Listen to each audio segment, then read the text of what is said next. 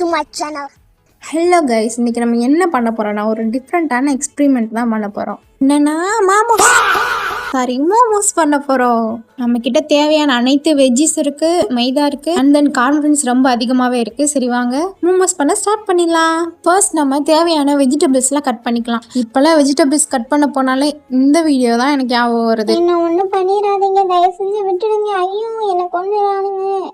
எல்லாரும் சாஸை எப்படி யூஸ் பண்ணுவாங்க, மோமோஸ்க்கு தொட்டுக்க தான் யூஸ் பண்ணுவாங்க. பட் நான் வந்துட்டு உள்ள ஃபில்லிங்காகவே வைக்க போகிறேன். எப்படி நம்ம ஐடியா தரமா இருக்கா? இப்போது தக்காளி, வெங்காயம், பச்சை மிளகாய், கொஞ்சம் உப்பு, கொஞ்சோண்டு மஞ்சத்தூள் இதெல்லாம் சேர்த்து நல்லா பாயில் பண்ணிக்கணும். அப்புறம் மிக்ஸி இருந்தால் மிக்சியில் அடித்து எடுத்துக்கோங்க. இல்லைனா ஒன்றும் பிரச்சனை இல்லை, கரண்டி வச்சே ஸ்மாஷ் பண்ணிக்கலாம். இதில் ஒரு முட்டை ஆட் பண்ணிக்கலாம். அப்புறம் கொஞ்சம் மிளகாய் தூள் யூஸ் பண்ணிக்கலாம். எல்லாமே தேவையான அளவு தான். அது தேவையான அளவு என்னன்னு எனக்கே தெரியாது. உங்களுக்கு தேவையான அளவை நீங்கள் யூஸ் பண்ணிக்கோங்க. நெக்ஸ்ட்டு வெஜ்ஜிஸை பாயில் பண்ணிக்கலாம். அதே நேரத்தில் நம்ம தேவையான மாவு வந்துட்டு ரெடி பண்ணி வச்சுக்கலாம்.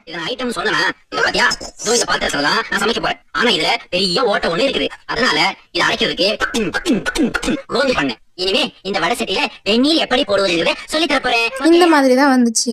இதுக்கு முன்னாடி நான் பாயில்டு மோமோஸை சாப்பிட்டதும் கிடையாது, செஞ்சதும் கிடையாது. இதுதான் என்னோட ஃபர்ஸ்ட் டைம். நெக்ஸ்ட் ரெடி பண்ணி வச்ச மாவுலேருந்து சின்ன சின்ன உருண்டையாக எடுத்து அதை தேய்ச்சிட்டு ஃபுல்லாக ஃபில்லிங் ஆட் பண்ண போகிறோம். எவ்வளோன்னு தெரியல, நானும் ஏதோ என்னால் முடிஞ்ச அளவுக்கு எவ்வளோ ஆட் பண்ண முடியுமோ அவ்வளோ ஆட் பண்ணிட்டு இருக்கேன். நானும் சைனீஸ் மாதிரி என்னென்னமோ வித்த காமிச்சு ட்ரை பண்ணுறேன். கடைசி வரைக்கும் எனக்கு அந்த மோமோஸோட சேஃபே வரல. இதில் ஒரு மோமோஸ்லாம் ஃபில்லிங் தனியாக மாவு தனியாக வந்துடுச்சு. வேற வழி, அதையும் சமைச்சு தான் சாப்பிட்டேன். ஃபஸ்ட்டு ஏதாவது ஒரு வீட்டில் இருக்க இட்லி பாத்திரத்தை எடுத்துக்கலாம்.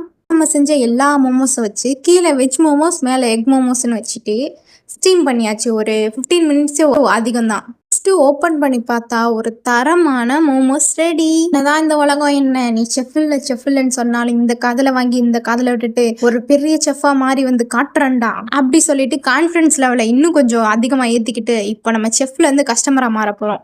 ரெடியான மோமோஸ் எடுத்து கடிச்சு சாப்பிட்டு பார்த்தா ஆஹா எனக்குள்ள எவ்வளோ திறமையா அப்படின்னு ஆயிடுச்சு.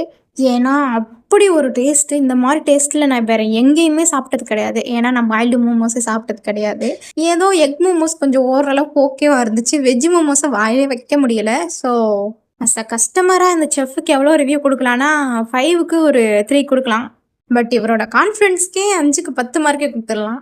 இந்த உலகமே ஒன்று எதிர்த்தாலும் எல்லா சூழ்நிலையும் நீ செஃப்லன்னு சொல்லிட்டு முன்னாடி நின்று கதர்னாலும் நீயா ஒத்துக்கிற வரைக்கும் எங்கேயும் எப்பவும் நான் ஒரு பெரிய மாஸ்டர் செஃப் அப்படின்றத மட்டும் மறக்க மாட்டேன். ஸோ நெக்ஸ்ட் என்ன ட்ரை பண்ணலான்னு சொல்லிட்டு கமெண்ட்ல சொல்லுங்க. தேங்க்ஸ் ஃபார் வாட்சிங். பாய்.